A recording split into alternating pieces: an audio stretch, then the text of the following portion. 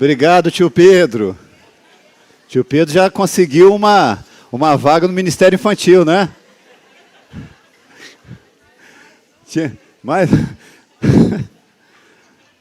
Tinha criança fazendo fila para orar com o tio Pedro aí, ó. Muito bem. Louvado seja Deus. Abra sua Bíblia em Apocalipse, por favor. Estão me ouvindo bem? Sim? Apocalipse capítulo 2. É o texto que iremos meditar nessa noite, nessa oportunidade. E quero pedir a você que esteja atento, não faça movimentos que não sejam desnecessários, locomoções e tudo mais, para que a palavra possa falar ao nosso coração de uma forma penetrante, atenta. Capítulo 2, versos de 1 a 7. É uma porção conhecida de todos nós, e eu quero refletir nessa temática que está ali em tela. Primeiro amor, venha para Ele, permaneça nele, ou volte para Ele. E eu vou explicar isso daqui a pouquinho, depois da leitura que iremos fazer. Ao anjo da igreja em Éfeso escreva: estas coisas diz aquele que conserva na mão direita as 7 estrelas e que anda no meio dos 7 candelabros de ouro. Conheço as obras que você realiza, tanto o seu esforço como a sua perseverança. Sei que você não pode suportar os maus e que pôs à prova os que se declaram apóstolos e não são, e descobriu que são mentirosos. Você tem perseverança e suportou provas por causa do meu nome, sem esmurecer. Verso 4. Tenho, porém, contra você o seguinte: você abandonou o seu primeiro amor. Lembre-se, pois, de onde você caiu. Arrependa-se e volte à prática das primeiras obras. Se você não se arrepender, virei até você e tirarei o seu candelabro do lugar dele. Mas você tem a seu favor o fato de que odeia as obras dos nicolaítas, as quais eu também odeio. Quem tem ouvidos, ouça o que o Espírito diz às igrejas. Ao vencedor darei o direito de se alimentar da árvore da vida, que se encontra no paraíso de Deus. Ó Pai querido, Jesus Cristo, nosso Senhor e Salvador, foi o Senhor que revelou essas palavras, e nós pedimos nessa noite que nos ajude a entendê-la, aplicá-la no nosso coração, por favor, em nome de Jesus. Amém. Eu não tenho dúvidas de que nós podemos semanalmente, falar a diversos tipos de pessoas. Nós podemos falar àqueles que estão ouvindo pela primeira vez algo sobre a palavra de Deus, né? Pessoas que vêm uma primeira vez, né? Nunca haviam entrado numa igreja e vêm e escuta a palavra. Participa do tempo juntos que passamos aqui em culto ao nosso Deus. Então há pessoas que ainda não conhecem esse amor, né, revelado em Cristo Jesus, que nos alcançou de tal maneira, e que fez com que nós amemos também a Ele e a vida que temos nele, não é? E tudo mais. Mas é possível também que nós, ao longo dos anos e das décadas, a gente fale também a um outro grupo de pessoas, daqueles que nunca saíram, não é a primeira vez, já está há muito tempo na igreja, nunca saíram, não é? Nunca se desviaram, permanecem fiéis, e até mesmo fervorosos no seu amor para com o Senhor. Pessoas que vivem encantados por Jesus, se encantam com as coisas de Jesus, se encantam com o doce nome de Jesus. E nós falamos a essas pessoas também. Mas nós falamos também àqueles que estão, mas o coração já não está.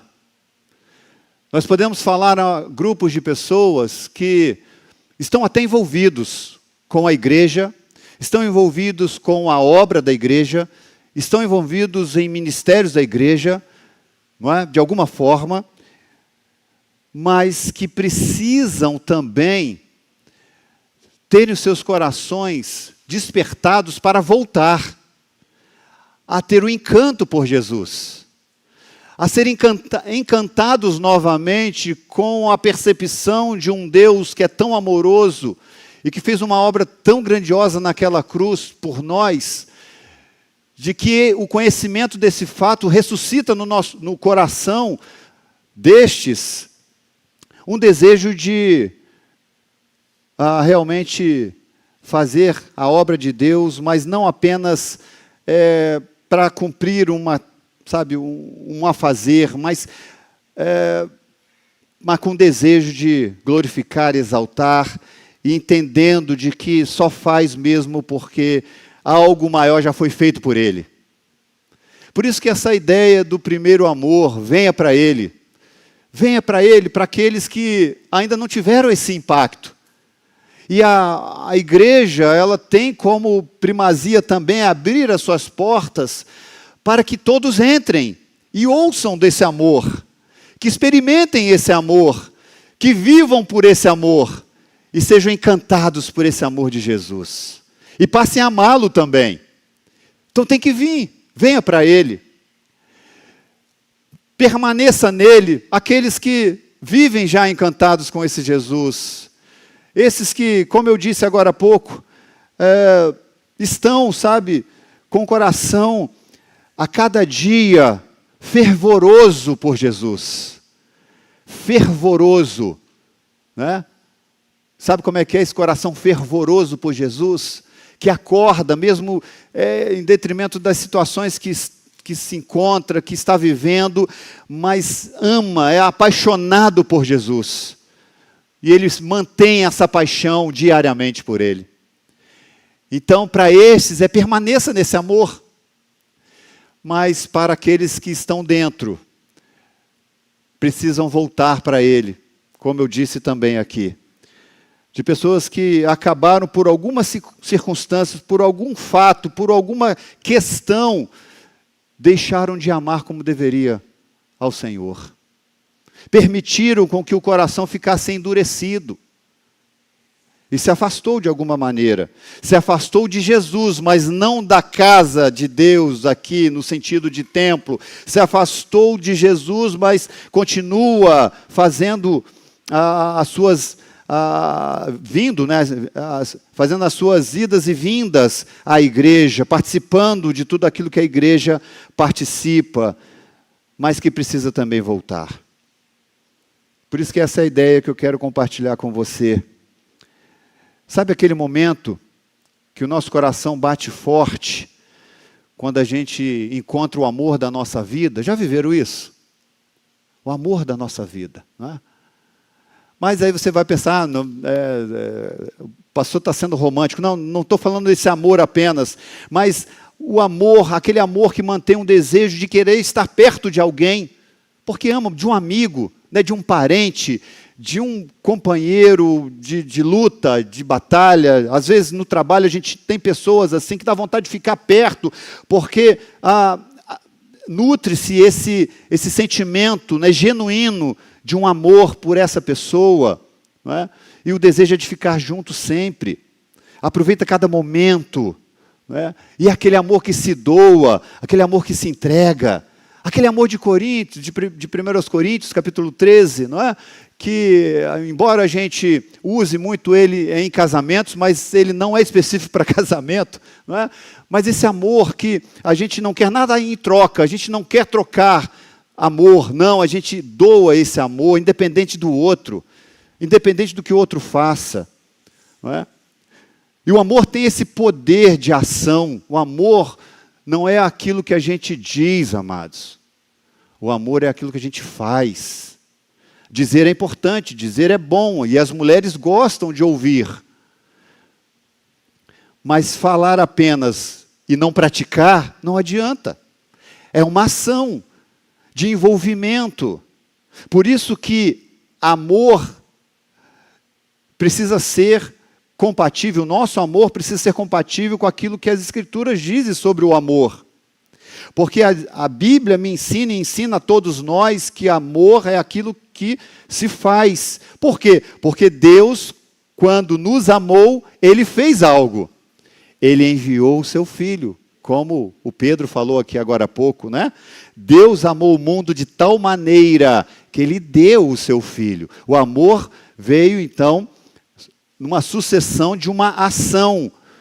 Deus agiu, enviou. Para quê? Para que todo aquele que nele crê não pereça, mas tenha a vida eterna. Vida eterna. Mas aqui nós estamos diante de um texto, e a gente vai chegar lá daqui a pouco, lá no verso 4, que Jesus está falando para João ali, de que há algo que estava acontecendo naquela igreja, de uma acusação que Jesus está trazendo àquela igreja. E aquela igreja havia, segundo o verso 14, abandonado o seu primeiro amor. Seu primeiro amor. O primeiro amor que Jesus fala que a igreja de Éfeso deixou de ter, amados, é o amor que vem antes de qualquer outro amor. Essa é a ideia que eu gosto de pensar nesse primeiro amor, o amor que vem antes de qualquer outro amor. O amor que realmente, por Jesus, que é primeiro. Aqueles irmãos passaram a amar em primeiro lugar, e você vai perceber isso, a ortodoxia da igreja. Era uma igreja, nesse sentido, muito bem estruturada. A defesa da fé, eles defendiam a defesa da fé deles, mas antes do deleite que eles precisavam nutrir em Cristo Jesus. Percebe o perigo que estava acontecendo ali e consumado até, de você ter a ortodoxia muito bem estabelecida, a defesa da fé muito bem orquestrada, mas estava faltando esse amor que vem antes de todas as coisas. Um amor que vem antes até mesmo do nosso entendimento.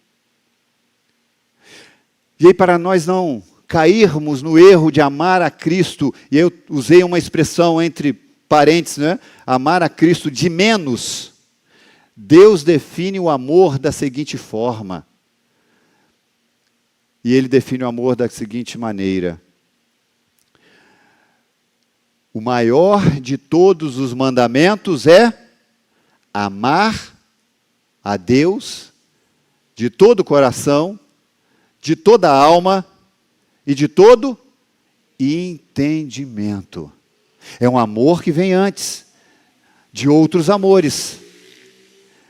A consequência desse amor, amar a Deus, e depois ele vai falar de amar ao próximo, mas o primeiro lugar, o amor primeiro é por Deus.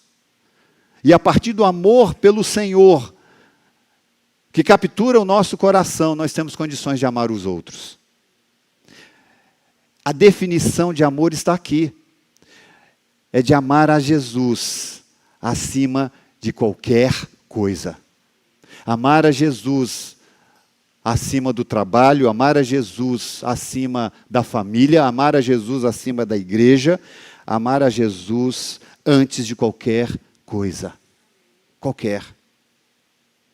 Esse é o tipo de amor que precisa capturar o nosso coração, que faz com que então o nosso amor pelas outras coisas, eles percam o encanto, porque eu estou encantado com Jesus, e não existe espaço no meu coração para outros encantos que roube a minha paixão por Jesus e a minha devoção a Ele diária. Entenda que nós precisamos defender a fé, mas nós podemos e precisamos defender a fé, mas sem perder de vista Jesus Cristo. Eu vou combater os falsos apóstolos, os falsos mestres, mas a partir de uma vida consagrada a Deus, que visa mais o quebrantamento do nosso coração do que os ataques que a gente, às vezes, desfere sobre as pessoas que nós não concordamos. O Senhor não nos chama para ir para o combate nesse sentido, o Senhor nos chama para viver contra essas falácias, contra esses ensinamentos, a partir do quebrantamento do nosso coração com Ele. É isso que eu entendo nas Escrituras. Que eu preciso defender a fé, que eu preciso ir contra aqueles que estão falando coisas que não estão na Bíblia, ou que está levando o povo de Deus a caminhos tortuosos. Como é que eu faço? Como é que eu combato isso? Eu combato isso tendo a minha vida consagrada ao Senhor e ensinando às pessoas a verdade. É assim que a gente faz. Por isso que nesse contexto aqui que eu estou falando logo no início com você, eu não estou falando de trabalho ministerial. Não estou falando de fazer algo para Deus, nem de estar junto do povo de Deus, nem mesmo andar corretamente diante das pessoas, embora tudo isso seja importante, embora tudo isso nós vamos fazer. O que nós estamos tentando passar, o que eu estou tentando passar para você, é de que o amor a Jesus precisa nos conduzir a todas as outras coisas. Esse amor que vem antes. Esse primeiro amor que a igreja de Éfeso havia perdido. E que pode isso acontecer com a igreja no tempo de hoje. O esfriamento do amor. Ou colocar esse amor em segundo, em terceiro, em quarto plano. Porque é muito comum isso acontecer. É muito comum nós buscar viver uma vida com o Senhor Jesus, mas nos apropriando de outros elementos para complementar essa vida com o Senhor Jesus. É querer confiar nele, mas confiando também em outras coisas. E Jesus não pode ser dividido. Ou o nosso amor por ele é exclusivo, ou nós estamos dividindo o nosso amor pelo Senhor com outros amores. Com outros amores. Os irmãos aqui da igreja de Éfeso, naquele tempo, praticava tudo isso que a gente acabou de ler aqui. Eles eram corretos nas suas transações, eles eram biblicamente corretos, viviam corretamente, tudo isso, viviam uma harmonia nesse sentido, mas recebem uma palavra forte de Jesus, esta que eu acabei de ler do verso 4, que eles haviam abandonado o primeiro amor. Agora é interessante pensar em olhar para a história da igreja em Éfeso, nós vamos perceber que a igreja ali, ela começa a partir de um avivamento. A igreja nasce a partir de um avivamento, meus amados. Isso a gente vai perceber lá em Atos 18 e 19. Em Atos 18, nós somos informados que Apolo, um discípulo que a Bíblia diz que era eloquente, poderoso nas Escrituras, que ensinava com precisão a respeito de Jesus, foi para lá, Apolo estava lá, ensinando os irmãos sobre Jesus Cristo.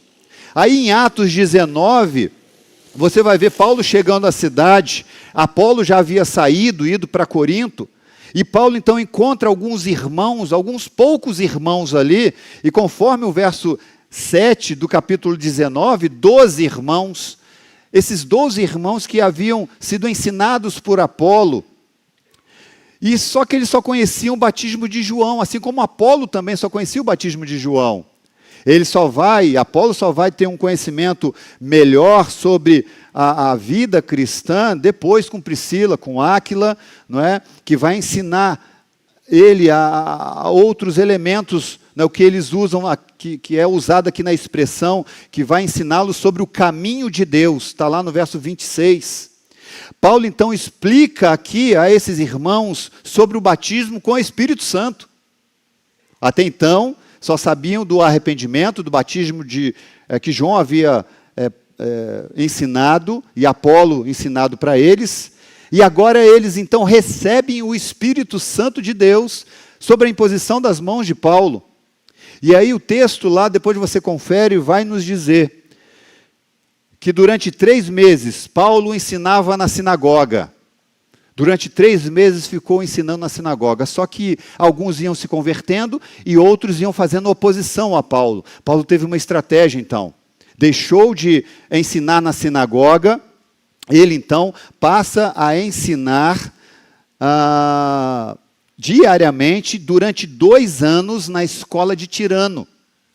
A estratégia muda, porque Paulo entendeu que assim deveria acontecer. Sobre esse Tirano, a identidade exata de Tirano permanece incerta, né? Possivelmente era um retórico grego que mantinha sua própria escola, ou um salão de conferências em Éfeso. Há quem diga, e alguns estudiosos consideram que pudesse ser um rabino judeu também, e nutria então uma sinagoga particular para justamente oferecer mais segurança para o anúncio do evangelho, não é? E uma outra alternativa, talvez uma escola de Tirano, poderia ser um edifício que Tirano alugava, recebendo o nome do seu proprietário. O fato é que não tem muita relevância esses dados, mas o fato é que Paulo ensinava nesse lugar.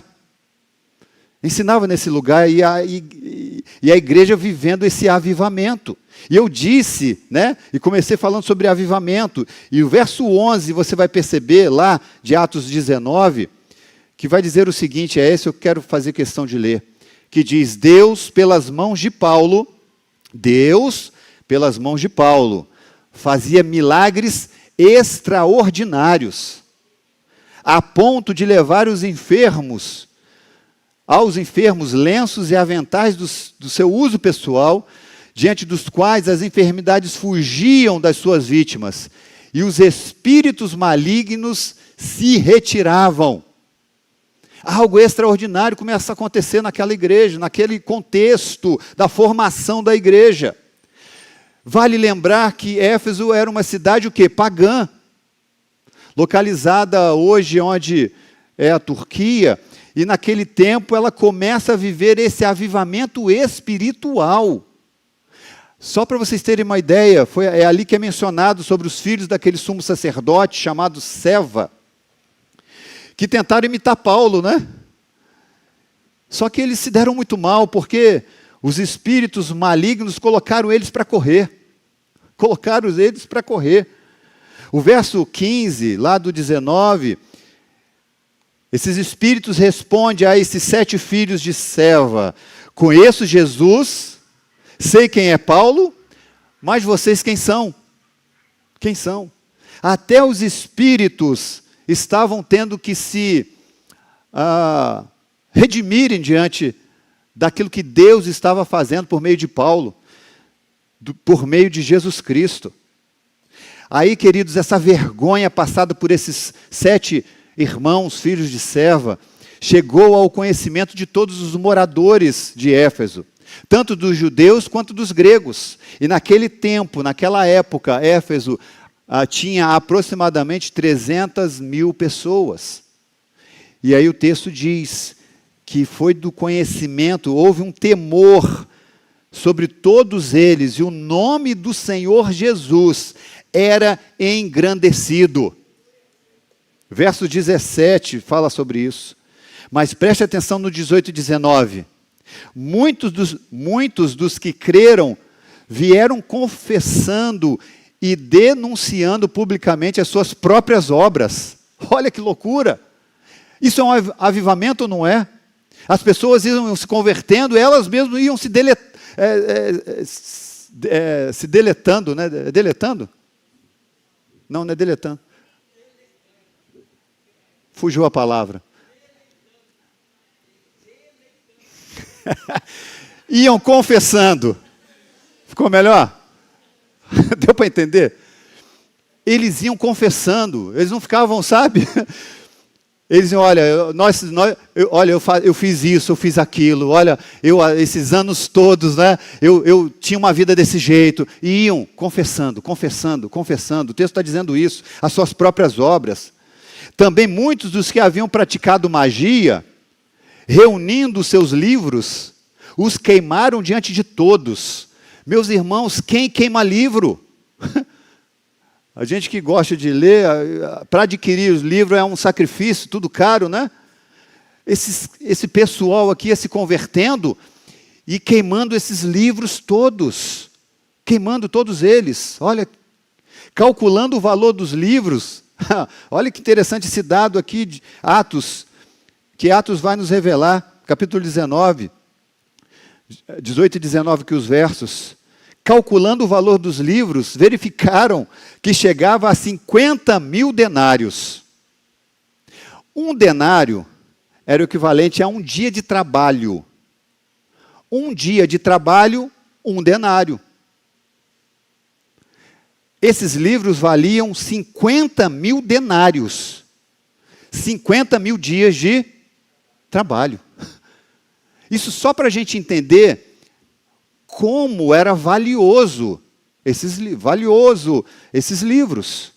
Mas eles queimaram tudo. Tudo. Quem é que faz isso em sã consciência, se não por obra do Espírito Santo de Deus? Quem considera algo que é valioso e agora isso que era considerado valioso não vale mais nada a partir do momento que se encontra algo mais valioso do que isso que a gente valorizava? É aquela parábola quando a gente encontra um tesouro, falando do reino de Deus, e aí você vende a sua propriedade para comprar aquela onde tem esse tesouro. Você considera aquilo que é valioso até o momento em que você encontra algo mais valioso do que aquilo. E nós encontramos, melhor, nós fomos encontrados por Jesus Cristo. Quer valor maior do que esse? Esse é o avivamento que estava acontecendo aqui.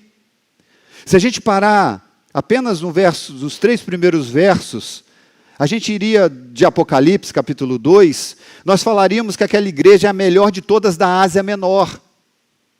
Nós gostaríamos até de fazer parte daquela igreja. Nós até poderíamos dizer, poxa, esses irmãos poderiam ser os membros das nossas igrejas. Até o verso 3, a gente teria essa compreensão, mas não para no 3. Prossegue do 4 em diante. Mas me encanta ver Jesus, do 1 ao 3, Jesus não começando a sua fala repreendendo aqueles irmãos, mas ele começa a fala dele trazendo segurança para eles. É o primeiro verso, Jesus lhe conhece e garante segurança, a sua segurança. Agora, interessante também que eu vou compartilhar, que João vai relatar, capítulos 2 e 3, sobre as 7 cartas endereçadas ao anjo da igreja. Anjo aqui se refere ao pastor da igreja, aquele que ministrava, estava à frente. Cada carta tem um formato básico, né? Tem destinatário, tem identificação, ou seja, o anjo da igreja, para as 7 igrejas. Tem uma identificação com Cristo, né? Essas coisas diz. Tem afirmações, aqui eu conheço, né? Cada uma delas vai ter algo em particular que difere uma da outra. Há repreensões e elogios, há promessas e ameaça, né? E exortações também. Sobretudo, quem tem ouvidos, ouça. Então, a partir disso, me encanta então, como eu estava dizendo, perceber que essa carta não começa com repreensão, mas com segurança. Porque o verso 1, ao anjo da igreja em Éfeso escreve: estas coisas diz aquele que conserva na mão direita as 7 estrelas e que anda no meio dos 7 candeeiros de ouro. Jesus está aqui afirmando que os líderes estão em suas mãos, representados aqui pelas 7 estrelas. Jesus tem os líderes nas suas mãos. Mas não somente isso, ele anda no meio da igreja, representado aqui pelo candeeiro, luzes que ficavam espalhadas no templo. Assim, para que a igreja esteja acesa, ela precisa estar em contato com essa presença de Jesus, que é a luz do mundo.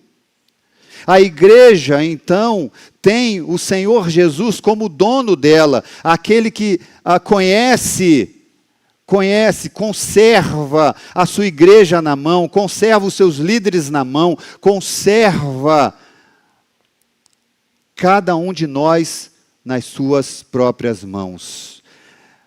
Ele passeia no meio da igreja. E é interessante porque esse conserva aqui em sua mão e anda no meio do seu povo, a ideia de conserva aqui é segurar com firmeza. Está totalmente envolvido nas mãos. A gente só consegue segurar com firmeza quando aquilo que nós estamos segurando está sendo envolvido pelas nossas mãos. Por exemplo, eu posso segurar a Bíblia, esse livro, ela está nas minhas mãos. Está nas minhas mãos. Mas, para eu segurar de fato algo envolvendo, precisa ser um objeto menor. E aí esse pedaço de papel, eu seguro também, está nas minhas mãos. Só que ele está todo envolto sobre ela. A minha mão está envolvendo plenamente esse papel que eu acabei de amassar, que era para me enxugar aqui. Eu ia trazer uma moeda que ficaria melhor de explicar isso. O que o texto está dizendo é que Jesus tem a sua igreja na mão, não segurando, não estando com as mãos segurando um livro como esse. Jesus tem a sua igreja nas mãos, como essa ilustração, plenamente envolvido nas mãos dele. Não escapa das suas mãos. Não tem brechas para poder escapar e sair desse lugar de segurança.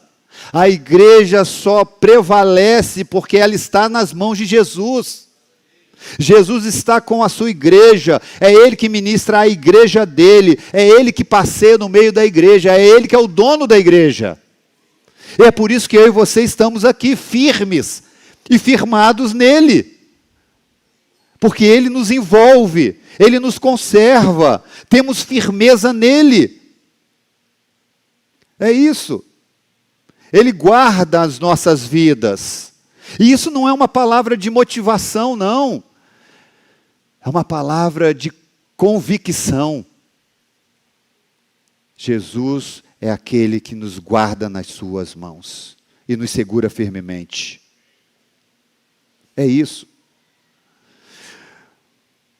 Um pastor disse o seguinte: você talvez tenha vivido sua vida com a ideia, não é, de um Cristo que está no céu, num trono reinando à destra do Pai, mas talvez possa lhe faltar a visão clara que Ele está no meio da congregação. Não podemos perder o impacto da presença de Cristo em nosso louvor, em nossas reuniões, em nossos encontros. Não podemos perder a glória do Cristo presente entre nós. Não podemos. Porque quando eu entendo que Ele é aquele que diz, que conserva na mão direita os líderes, a igreja como um todo, isso precisa encantar o meu coração e me fazer andar e caminhar com a certeza plena de que os meus passos estão firmes nele. Que os meus passos podem sim serem dados caminhando firmemente, porque Ele está comigo o tempo todo. O verso 2 diz que ele diz: conheço as tuas obras, conheço as obras que você realiza, tanto o seu esforço como a sua perseverança.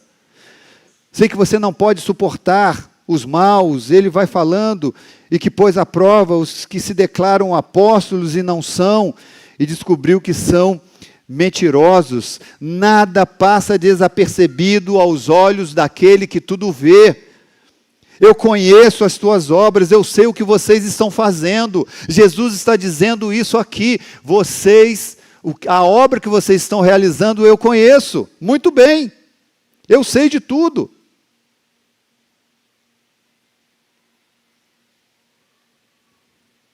Éfeso, tudo indica, era uma igreja muito ativa, que trabalhava, que perseverava. E Jesus conhece tudo isso, a perseverança. Jesus conhece o labor delas, daquela igreja. Temos aqui, queridos, uma igreja que nutria com regularidade os seus programas. Não faltava programação para aquela igreja. A despeito de um tempo de perseguição, porque a perseguição já havia chegado naquele período, ela se mantinha aberta. Apesar da idolatria que havia naquela cidade, afinal de contas, o templo da deusa Diana, que trazia muito lucro para os artífices daquele tempo, na fabricação de prata para o templo e tudo mais. Apesar de tudo isso, aquela igreja avançava, o evangelho avançava, cada vez mais. Aqueles que são do caminho, uma expressão que é usada aqui e também lá no capítulo 9, verso 2, se referindo aos discípulos de Jesus, os do caminho têm trazido uma notícia, têm trazido um ensinamento que tem convertido as pessoas, e isso causou um alvoroço naquele lugar, porque as pessoas estavam deixando de comprar, deixando de ir para os templos, ou de comprar até mesmo aquelas bugigangas que eram feitas em prol do paganismo. E o lucro estava acabando, o lucro estava diminuindo. Elas iam se convertendo e largando a idolatria.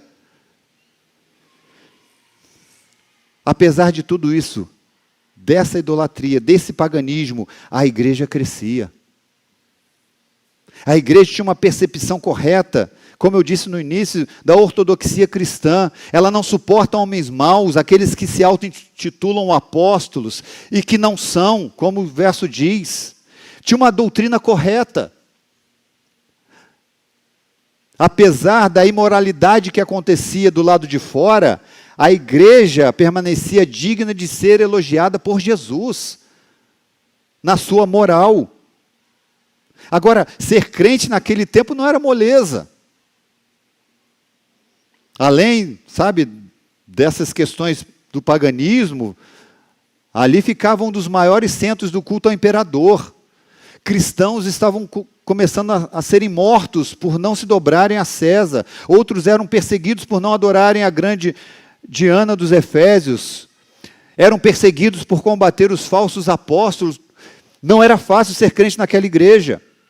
Mas apesar de tudo isso, era uma igreja obstinada pela sã doutrina. E não baixou a guarda em frente à oposição. Era uma igreja corretíssima. Eles até se aborreciam daqueles que praticavam imoralidades. Verso 6, não é? Fala disso. Você tem a seu favor o fato de que odeia as obras dos nicolaítas, as quais eu também odeio. Esses partidários de um pensamento gnóstico, que enfatizava as coisas espirituais em detrimento das materiais, eles faziam essa distinção. E por conta disso, havia muita permissividade no comportamento. O espírito está tá pronto, o que importa é o espírito, a carne não tem muita importância. Então muitos desses viviam uma imoralidade terrível, e esses irmãos não suportavam isso. Promiscuidade e tudo mais. Não suportavam. Era uma igreja enganjada e operosa. E Jesus reconhecia isso. Um trabalho duro, exaustivo. Verso 3, não é? Você tem perseverança, suportou provas por causa do meu nome, sem esmurecer. Pensa num negócio desse. Ser perseguido por causa do nome de Jesus, e mesmo assim não esmurecer, não baixar a guarda. Jesus conhecia aquela igreja, e era ele que a sustentava nesses moldes de fazê-los perseverar. Perseverar. Um povo guerreiro, que enfrentava tudo em nome de Jesus. Mas, meus amados e queridos, uma boa conduta moral, uma ortodoxia saudável, não é suficiente para uma saúde espiritual. Apesar de tudo isso, da segurança que Jesus dava a eles, o verso 4, do segundo ponto, há uma denúncia. Jesus denuncia e mostra o retorno para eles. A partir do verso 4, vocês deixaram o primeiro amor.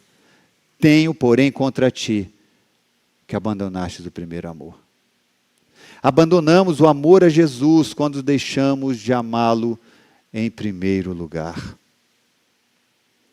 A igreja estava avançando doutrinariamente, amando o trabalho, estavam dispostos a morrer por Jesus, mas estavam amando de menos ao Senhor.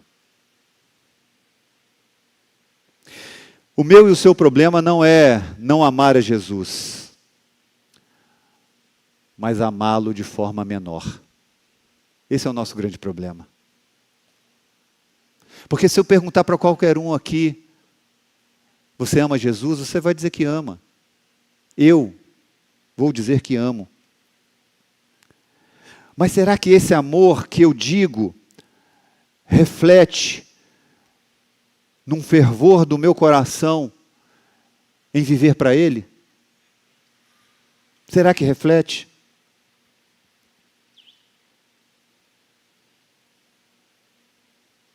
Quando Jesus disse que os efésios haviam perdido o seu primeiro amor, Ele não está dizendo que eles estavam vivendo e trabalhando sem amor por Deus ou pelo seu próximo. Não.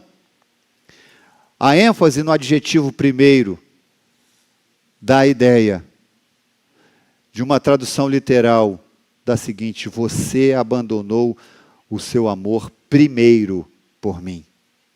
Essa é a ideia. Você quer ver uma coisa, uma ilustração? Uma esposa pode ser fiel ao seu marido sem amá-lo com toda a sua devoção. Pode. É possível eu e você estarmos aqui domingo após domingo, quinta após quinta, programação após programação, mas estar amando de menos a Jesus. Colocando Ele não no primeiro lugar. Podemos estar colocando as programações em primeiro lugar, podemos estar colocando o nosso ministério em primeiro lugar, podemos estar colocando a nossa agenda em primeiro lugar. É possível isso?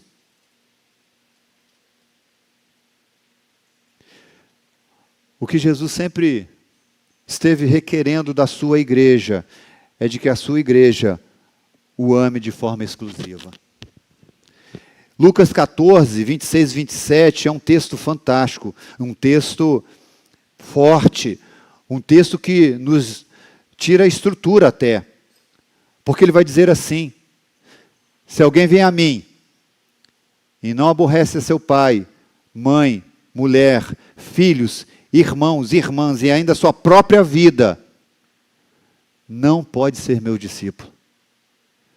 E qualquer que tomar a sua cruz e vier após mim, não pode ser meu discípulo.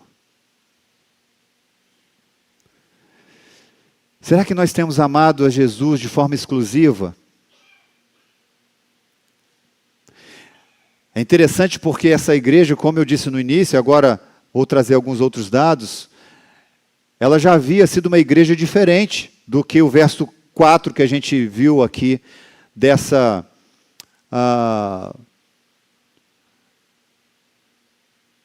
palavra de ordem que Jesus está dando aqui. Ela já havia sido diferente. A primeira geração havia feito um tremendo esforço, de modo que em Éfeso a palavra do Senhor crescia e prevalecia poderosamente. Poderosamente. Diz mais, anos mais tarde, Paulo lhes enviou uma carta e as elogiou pela sua fé no Senhor Jesus e o seu amor pelos irmãos cristãos. Só que agora a igreja, o amor já estava frio. É interessante pensar que já esteve nessa igreja Timóteo, pastoreando ali, João também, o que escreve, já passou por lá. E pasmem, 40 anos depois da sua formação, daquele avivamento que aquela igreja havia vivido, em torno de 40, 50 anos depois, o amor já havia esfriado. Meus irmãos, quando eu penso nisso, me dá um calafrio.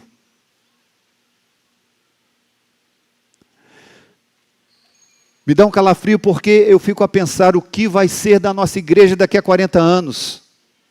Será que o amor vai estar ativo, fervoroso? O que vai acontecer com a igreja quando as lideranças não estiverem mais aqui, outros vão, assumir as posições? Será que Jesus vai encontrar aqui uma igreja firme na palavra, mas também firme em sua devoção a Ele, que o ame de forma exclusiva?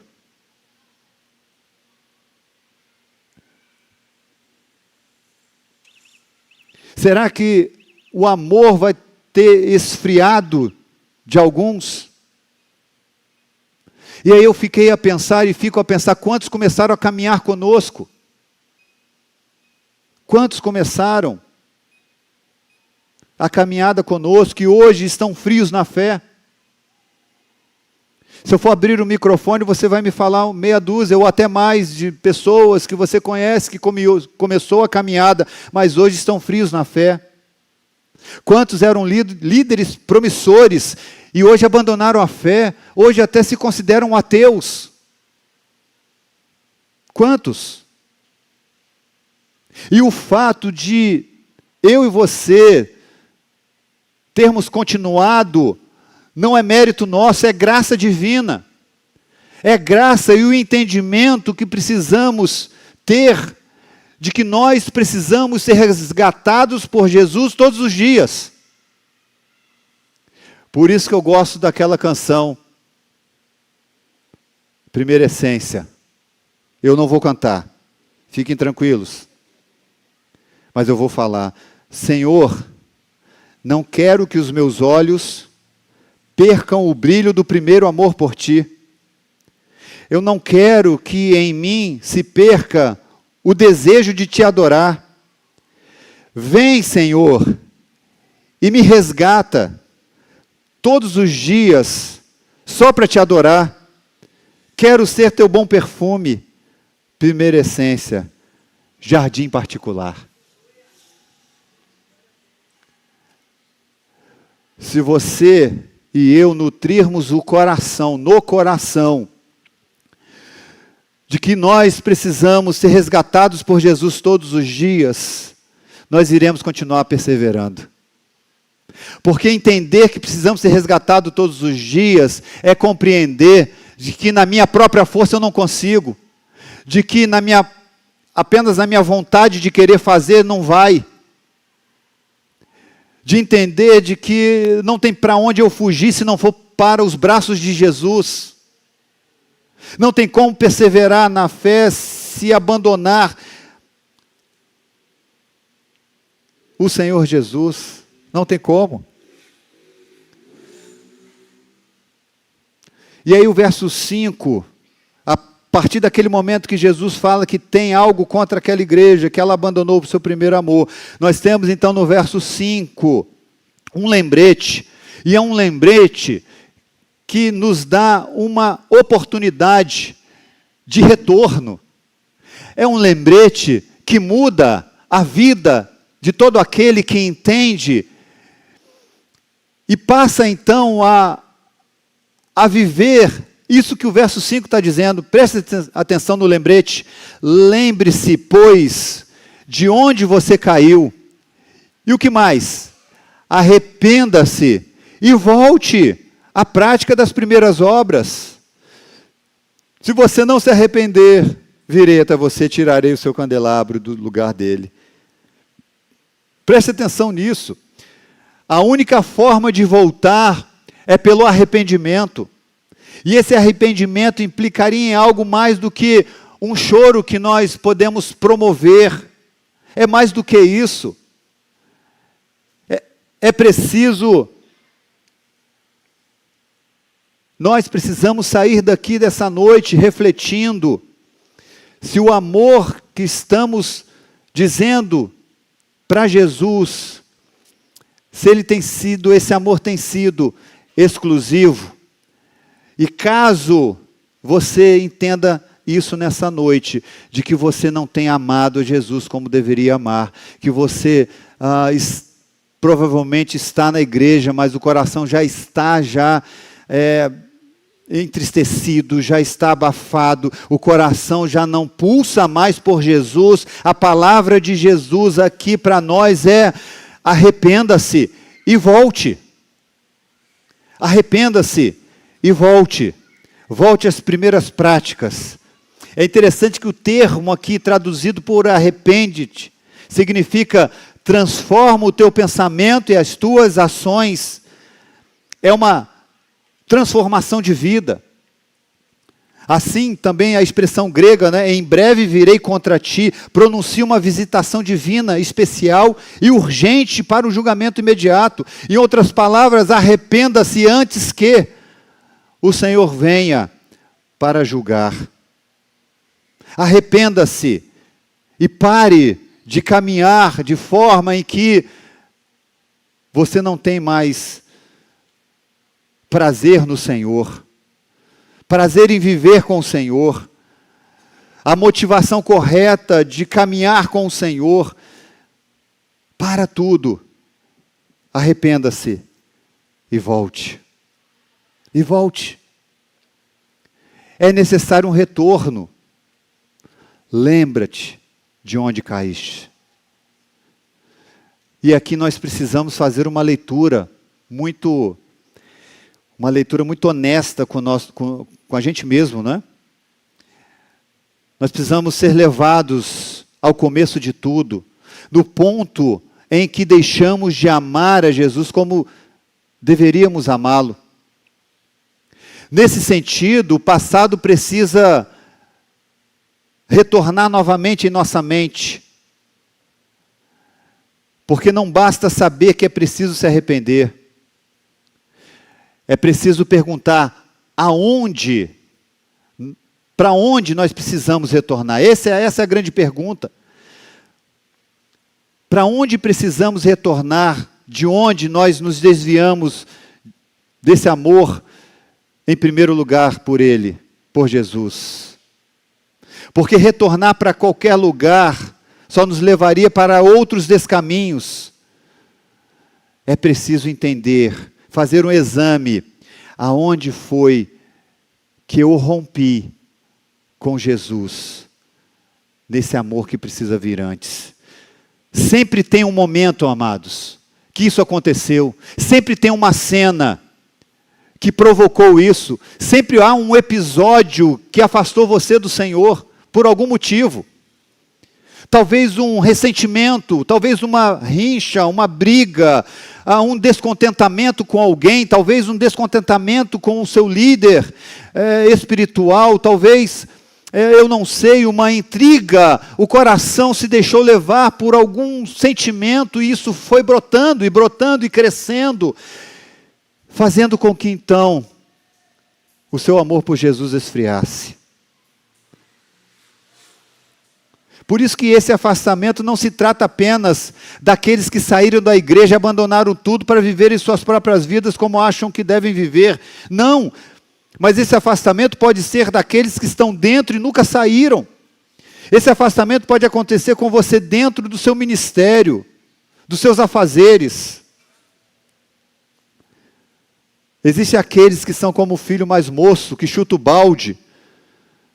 Mas existe também aqueles que ficam como o irmão mais velho da parábola de Lucas 15. O fato é que ambos estavam perdidos.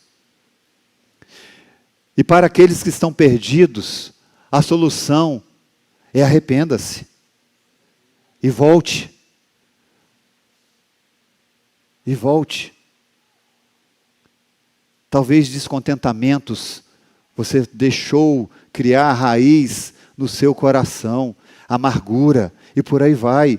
E não foi tratado biblicamente. E essas raízes da amargura foi crescendo, e lhe afastando cada vez mais, sabe, dessa compreensão do amor por Jesus, e pela sua obra e sua causa. E a vida para você vai ficando cinza.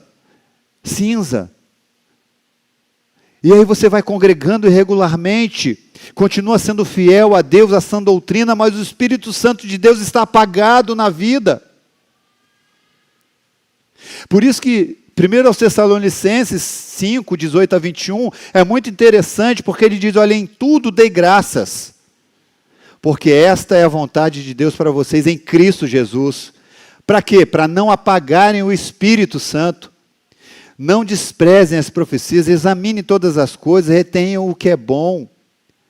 É daqui que a gente compreende, olha, o descontentamento cria amargura no coração, e a palavra de Deus está dizendo para nós, dei graças em tudo.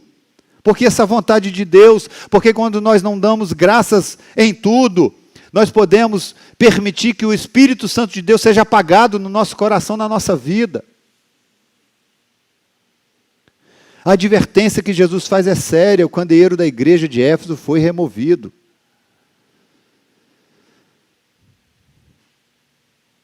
Se você for lá hoje, não existe mais nada lá de Éfeso. Nada mais. Nada. É muito sério isso. Mas a gente finaliza com a recompensa para aqueles que permanecem no amor exclusivo a Jesus. E esse precisa ser o nosso desejo. Verso 7. Quem tem ouvidos, e todos nós aqui estamos ouvindo. E quando a Bíblia diz tem ouvidos, quem tem ouvidos, ele está dizendo não apenas ouvir com os ouvidos aqui naturais. Todas as vezes que aparece essa expressão, quem tem ouvidos ouça, obedeça e faça aquilo que Deus está pedindo. Quem tem ouvidos, ouça o que o Espírito diz à igreja e se submeta. Ao vencedor darei o direito de se alimentar da árvore da vida que se encontra no paraíso de Deus. Jesus começa falando de segurança, eu tenho a igreja nas minhas mãos, a sua vida está nas minhas mãos. Mas a advertência, olha, pode ser que você permitiu que o amor, ele se esfriasse, e o amor a Jesus que vem primeiro se esfriasse.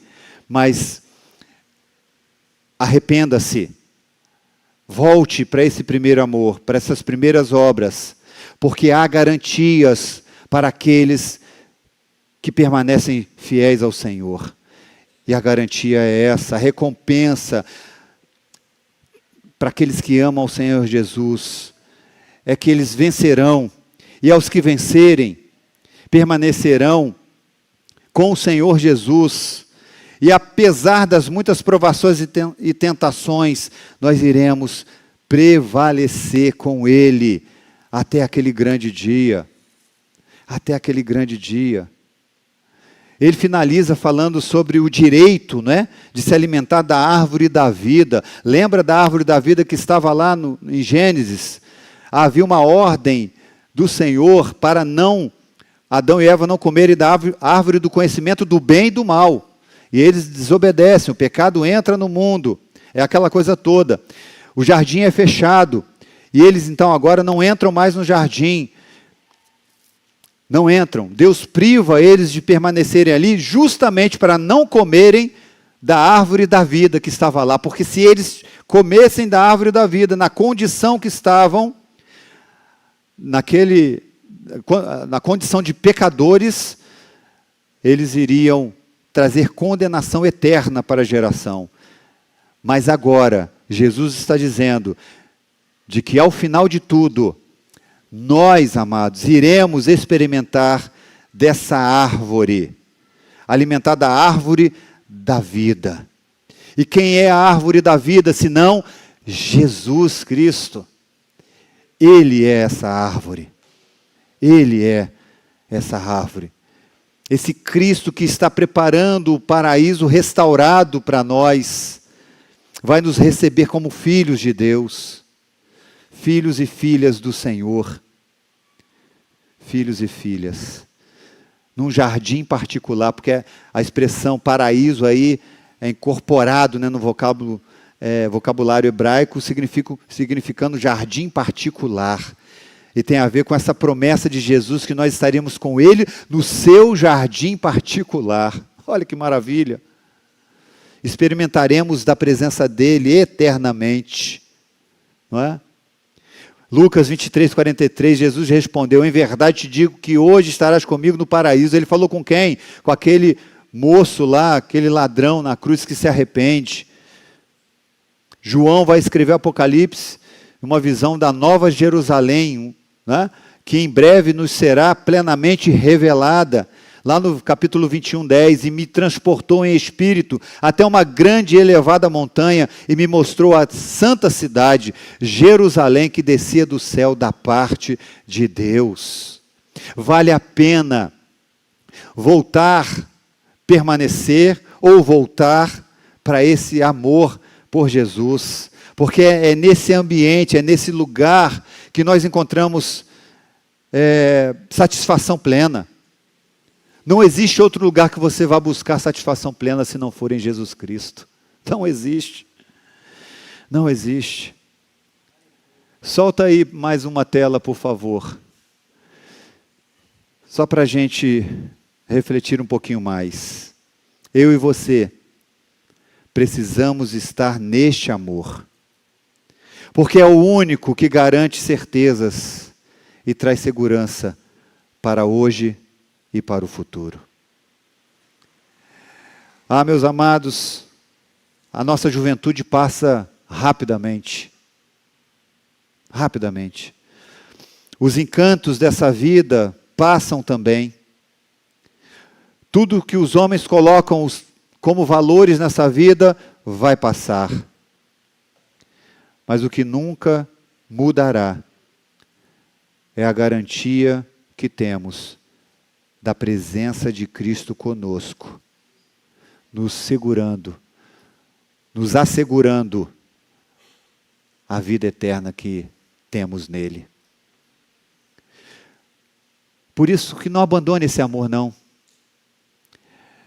Não se encante por outros amores.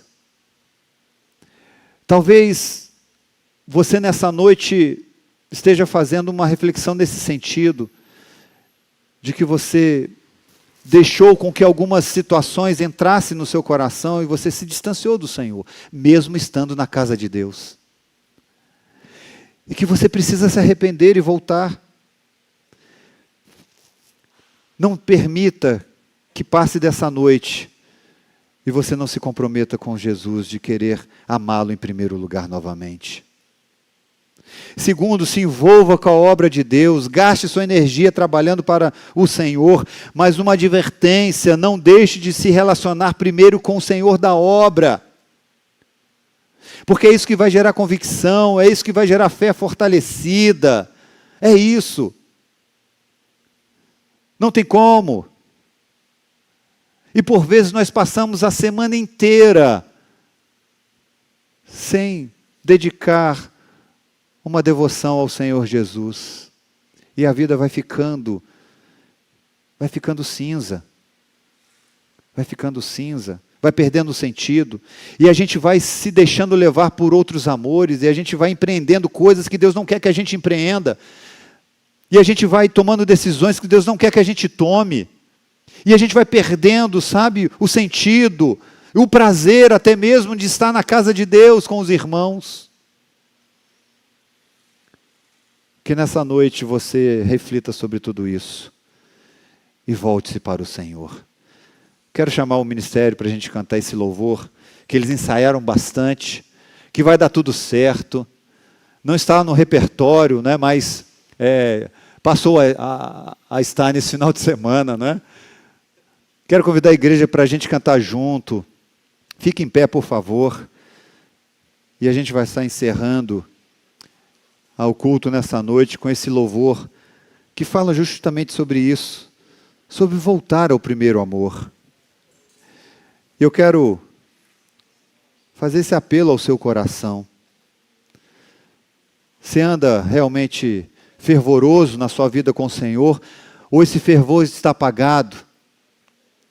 Ou você já deixou, né, de amá-lo como você amava antes? É uma reflexão que você precisa fazer nessa noite, sair daqui convicto em amar a Jesus e viver encantado com Ele todos os dias da sua vida. Vamos cantar?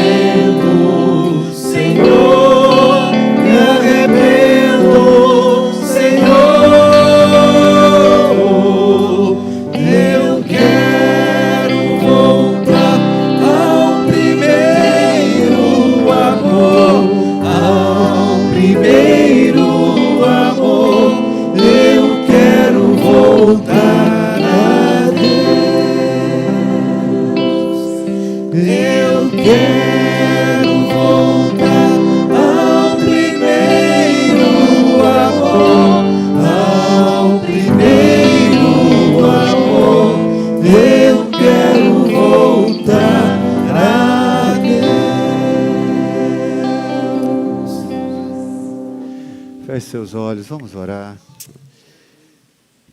Ó Deus bendito, louvado seja o teu nome, porque sempre nos dá a oportunidade de voltar, de regressar, de começar de novo. Ó Deus, obrigado, Senhor Jesus, porque o Senhor hoje pode estar chamando alguns aqui nessa noite a regressarem, a reconsiderarem a forma como tem vivido. Ó Deus, gerando no coração o desejo de não querer, ó Pai, estar em outro lugar, senão, ó Deus, na presença do Senhor, com o coração totalmente entregue. Ó Deus, por isso, em nome do Senhor, aqueça os nossos corações nessa noite.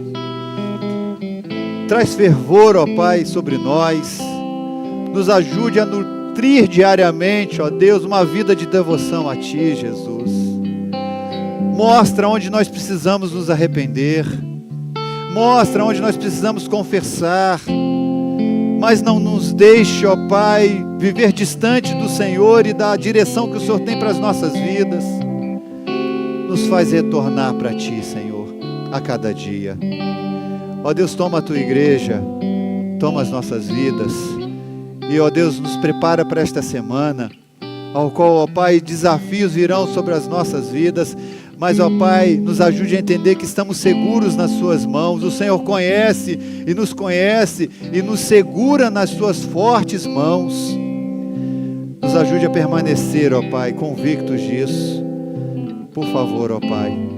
E se o amor de alguns aqui tem esfriado, ó Deus, aqueça esse irmão em nome de Jesus.